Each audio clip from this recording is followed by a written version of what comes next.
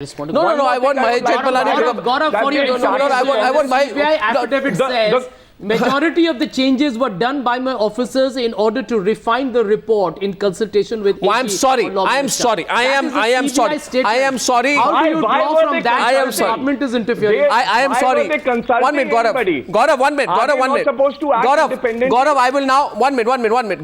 I'm going to have to ask Sanjay Jha to come closer again. Sanjay Jha, 1 minute. Sanjay Jha says, what did you just say, Sanjay? Well, majority of the changes were made by the.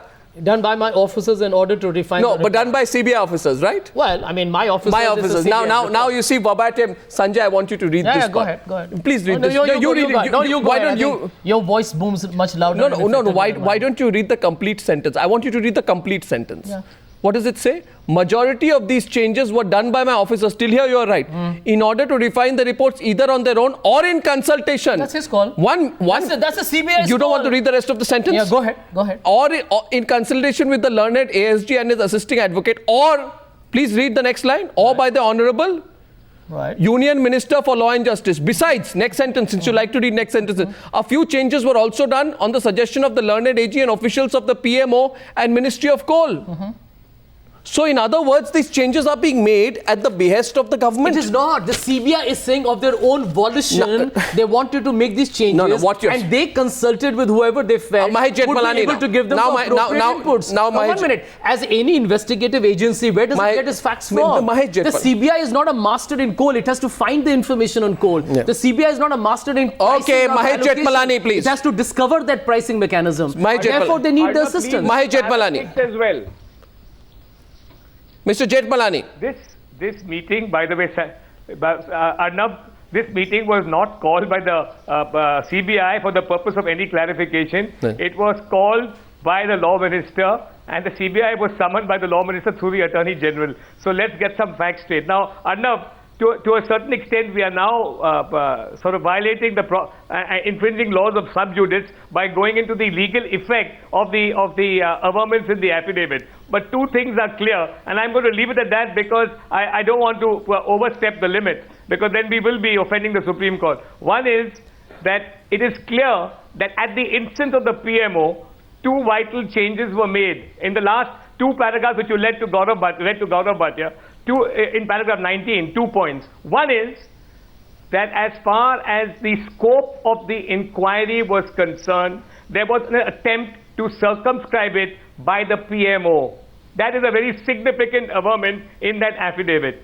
Secondly, the PMO has played politics by trying to go back to the NDA government. So this is an attempt not just to subvert the investigation, but also to politicize it. And this is all done at the instance of what we consider to be an honest, above-the-board, completely clean Prime Minister. Mahesh Jethmalani, as I invite Abid Rasool to respond to you, may I please say for the second or third time in the course of this discussion, with the highest respect, the final adjudication of whether or not this is interference will be only in the hands of the Supreme Court of India. We are discussing an affidavit which is in the public domain. The Supreme Court of India will have the final say on whether this amounts to tampering, interference, transgression or anything else. And like everyone else in this country, we too will be looking forward very much to what the Supreme Court says. We have the highest regard for the learned judges, and they will educate us on what they feel about the provisions that have been presented in the CBI affidavit. So I just want to put that on record. Abid Rasool, however, a few points have been made there by Mahesh Jethmalani about an attempt to try and drag in the NDA politically by asking for certain parts to be brought in by the CBI director. Why would the government do that? Arnab, the basic question is, are you happy with the affidavit that has been filed because you are relying your whole arguments on it, or do you feel that the affidavit is wrong? Sir, now, this is the question that needs to be answered. Why it is very clear the affidavit at any stage does not say that the government has done something wrong to protect anybody.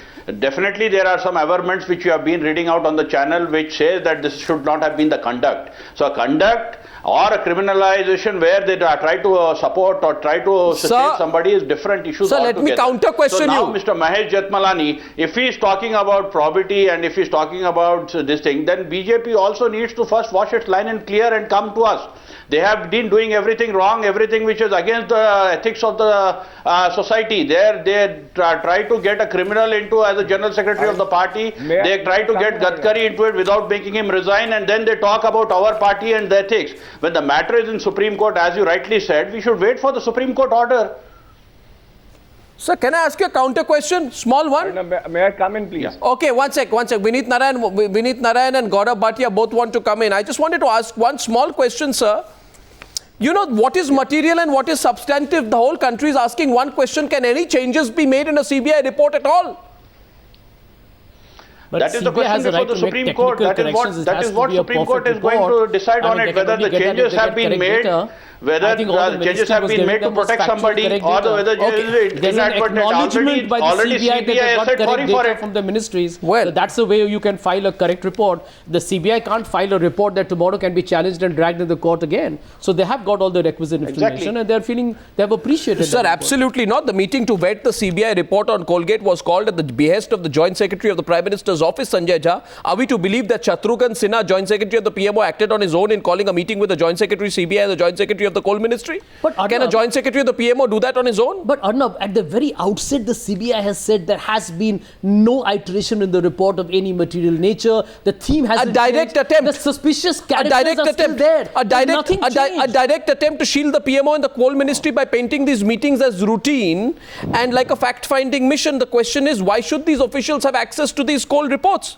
If there is to be an interface between the CBI and the PMO and the Coal Ministry, should it not be in the nature of official queries and not a meeting in which an investigation details are shared for, deliberated, vetted, altered? I mean, is this not basic stuff, Sanjay Jha? Let us not forget the PMO and the Coal Ministry are practically the accused in this case. You know what? I can tell you this. Are they not practically Gaurav Bhatia? They're accused in this case. They're not. Let's get Gaurav Bhatia. He's also, a lawyer. Let's get his perspective. Absolutely. Absolutely. Arnab, I think you're absolutely right on the point that what is happening here is that the investigation agency is actually sitting with people who are accused of certain. The Coal Ministry and the PMO Ministry is the concerned ministry in this case. And in any normal case, I shudder to think what would happen to an accused if he is caught with the investigating agency sitting and discussing the case diary. But just because, it's the high and mighty here, we are not talking about it. In another case, they would have been behind bars. And then three important sequence of events that I would like to share. First, the Congress was saying that the report has not been shared with the political executive through the law officer. That has been proven wrong. Then they said that only grammatical errors were corrected. That is proven wrong. And I heard Mr. Rasool saying on one of the channels just a few days back that there were no alterations made to the report. Yes, Mr. Rasool. And now even that has been Mr. Rasool, respond. So it is only through evidence that truth is coming out. I would like to respond. Respond. I would like to put it straight. Yeah, basically what I said, no alterations have been made to protect anybody. I never said no alterations. You can recall that interview. I said no alterations have been made to protect anybody. And Mr. Bhatia, I would like to say this very clearly that whatever has been done very transparently, and there was no action from the Congress side to see that the report is brushed under the carpet or any affidavit is called wrongly. And the Congress should apologize to the people of the nation. Accuse somebody, because you should CBI also is give not that person autonomous a chance anymore, to and it is used to settle political scores. Last word to Vineet Narayan. Do you think the government has entangled itself in a bit too much in this case? And do you think the CBI status report reveals more than it conceals? But Arnab, I totally agree with what you are saying, and I feel government owes a lot of explanation to the country. But we have to again go back to the Honorable Supreme Court, where they express their concern about the way their directions have been sidelined by the ruling elite of this country. And I'm concerned again that on 8th, when Supreme Court is going to pass orders in this case, suppose they give further guidelines.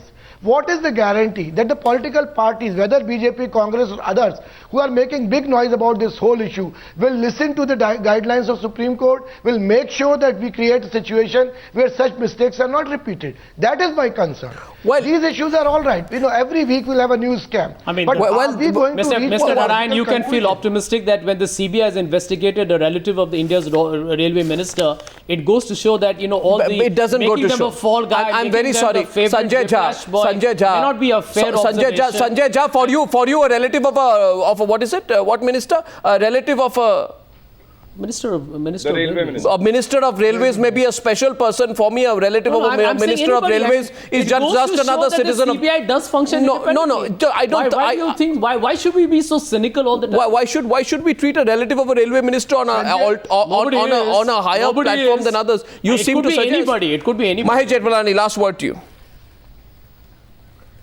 Just in response to Sanjay Jha, yes, there has been a significant shift in the CBI's independence after the Supreme Court gave a signal the other day and observed that we will have to free the CBI from political interference. Absolutely. Justice Lodha said that the Supreme Court, and we have seen some signal. But let me tell you something.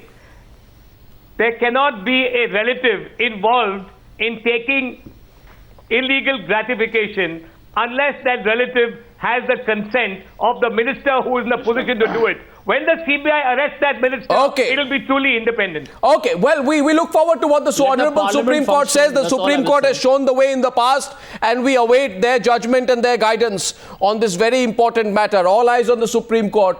Let's see what they think of the whole matter, whether it's interference or not. Thank you, gentlemen.